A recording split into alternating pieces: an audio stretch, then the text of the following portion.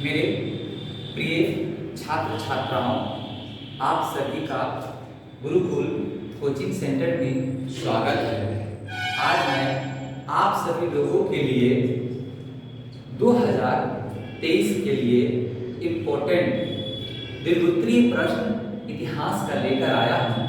आप सभी छात्र छात्राओं से मेरा निवेदन है कि आप एकाग्रचित होकर इन सारे प्रश्नों को पढ़ेंगे और लाभ उठाकर अच्छे से अच्छे मार्क्स प्राप्त करेंगे। मैं लगातार अभी कुछ दिनों तक दीर्घोत्तरीय प्रश्न आप सभी लोगों को 2023 के इम्पोर्टेंट प्रश्न को देता रहूँगा। आप सभी ध्यानपूर्वक प्रत्येक दिन इसे पढ़ने का प्रयास करेंगे। आइए मेरे छात्र छात्राओं, हम लोग प्रश्न की तरफ चलें। आपके सामने में प्रश्न है कि हड़प्पा सभ्यता के पतन के मुख्य कारणों का वर्णन करें। तो हम लोग लिखेंगे कि हड़प्पा सभ्यता के पतन के निम्नलिखित कारक थे। क्वेश्चन है कि हड़प्पा सभ्यता के पतन के प्रमुख कारणों का वर्णन करें। तो हम लोग लिखेंगे कि हड़प्पा सभ्यता के प्रमुख कारण निम्नलिखित थे। पहला, प्राकृतिक आपदा। दूसरा, विदेशियों का आक्रमण। तीसरा, बाढ़ का आना। चौथा, आग का लगना। और पांचवा, एक ही फसल के बार बार उपजाना। इन पांच कारणों से हड़प्पा सभ्यता की पतन हुई। यहाँ पर मैं एक प्रश्न आप लोगों को बता देना चाहता हूँ कि सिंधु घाटी सभ्यता को ही हड़प्पा सभ्यता कहा जाता है, क्योंकि सर्वप्रथम जब सिंधु घाटी सभ्यता की खुदाई दयाराम साहनी जी के द्वारा 1921 इसमें किया गया था, तो सर्वप्रथम वह स्थान हड़प्पा ही था। इसलिए सिंधु घाटी सभ्यता को हड़प्पा सभ्यता भी कहा जाता है। इस बात में आप कभी भी कंफ्यूजन नहीं कीजिएगा कि हड़प्पा और सिंधु अलग अलग है।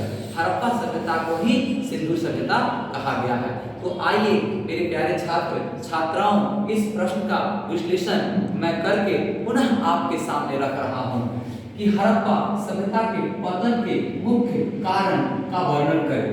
तो उत्तर में लिखेंगे कि हड़प्पा सभ्यता के पतन के निम्नलिखित कारण हैं।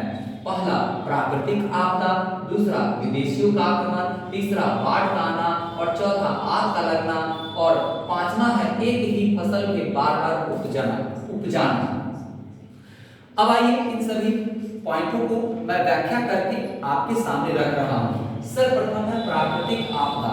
तो हड़प्पा सभ्यता के पतन का प्रमुख कारण था प्राकृतिक आपदा। हम सभी लोग जानते हैं कि सिंधु घाटी सभ्यता प्राकृतिक आपदा के कारण नष्ट हुई थी। दूसरा पॉइंट है विदेशियों का आक्रमण।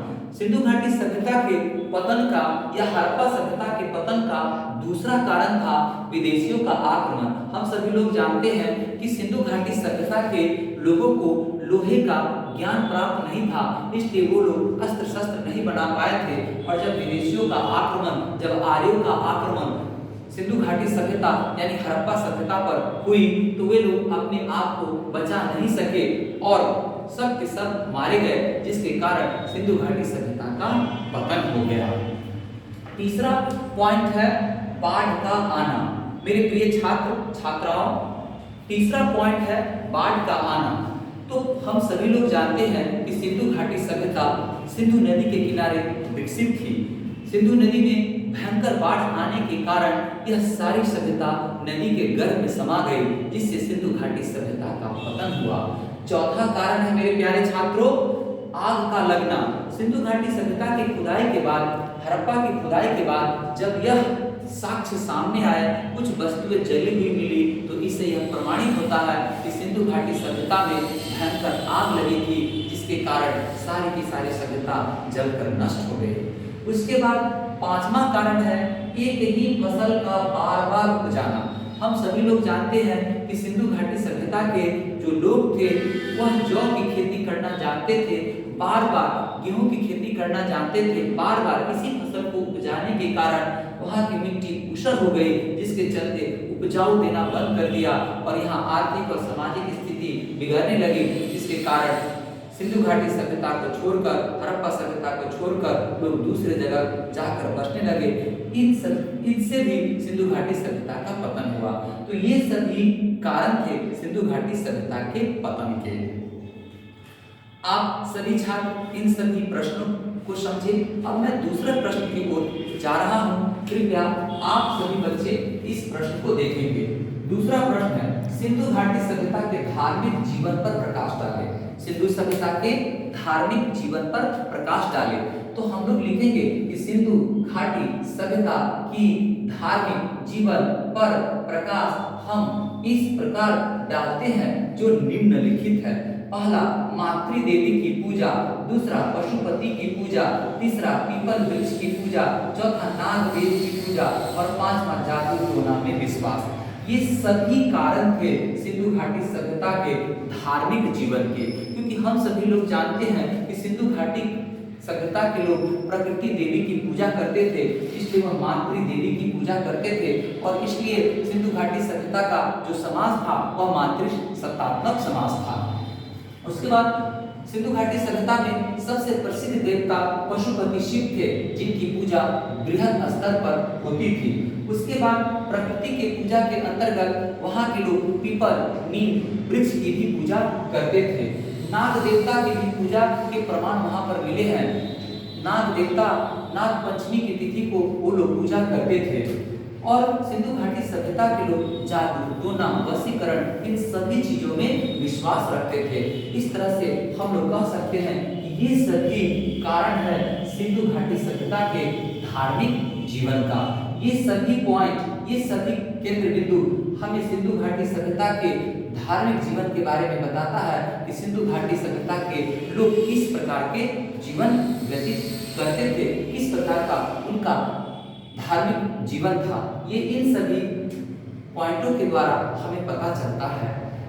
तो मेरे प्रिय छात्र छात्राओं, यहाँ पर मैंने 2 क्वेश्चन आप लोग के सामने रखा है। पहला क्वेश्चन था हड़प्पा सभ्यता के पतन के मुख्य कारण क्या थे। तो हम लोगों ने लिखा कि हड़प्पा सभ्यता के पतन के मुख्य कारण निम्नलिखित थे। पहला, प्राकृतिक आपदा। दूसरा, विदेशियों का आक्रमण। तीसरा, बाढ़ का आना। चौथा, आग का लगना। और पांचवा है एक ही फसल का बार बार उपजाना। उसके बाद है दूसरा क्वेश्चन कि सिंधु घाटी सभ्यता के धार्मिक जीवन पर प्रकाश डाले। तो हम लोग लिखते हैं कि सिंधु घाटी सभ्यता के धार्मिक जीवन पर प्रकाश हम इस प्रकार डालते हैं जो निम्नलिखित है। पहला, मातृ देवी की पूजा। दूसरा, पशुपति शिव की पूजा। तीसरा, पीपल वृक्ष की पूजा। चौथा, नाग देवी की पूजा। और पांचवा, जादू टोना में विश्वास रखना। तो ये 2 क्वेश्चन मैंने दीर्घोत्तरी आप सभी छात्र छात्राओं के सामने रखा है। कल मैं पुनः दीर्घोत्तरी प्रश्न उत्तर लेकर आपके सामने उपस्थित होऊंगा। तब तक के लिए मैं आप सभी छात्र छात्राओं से विदा लेता हूं और आप सभी लोगों को आशीर्वाद देता हूं कि आप सभी लोग अच्छे मार्क्स प्राप्त करके अपने सपनों को साकार करें।